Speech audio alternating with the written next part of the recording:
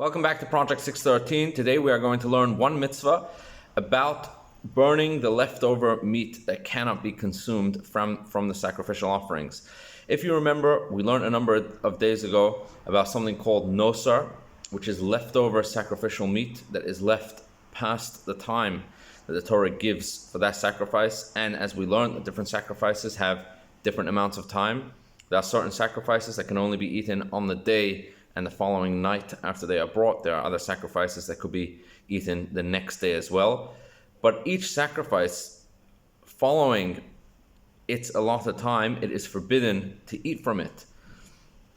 Not only is it forbidden to eat from it, we actually learn it's forbidden to leave it over.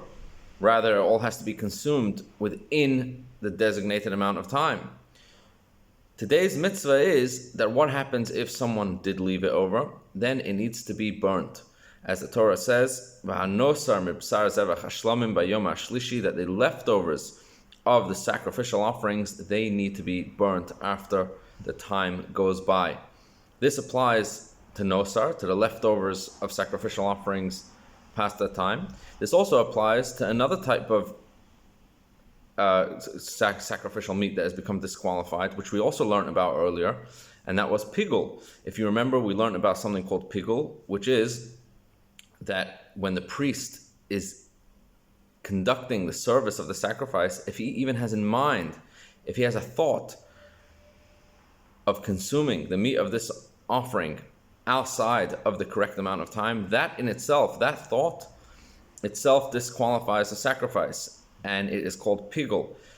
So now that it's disqualified, what do you do with it? The answer is today's mitzvah, that meat needs to be burnt. It cannot be offered on the altar. It cannot be eaten. It needs to be burnt.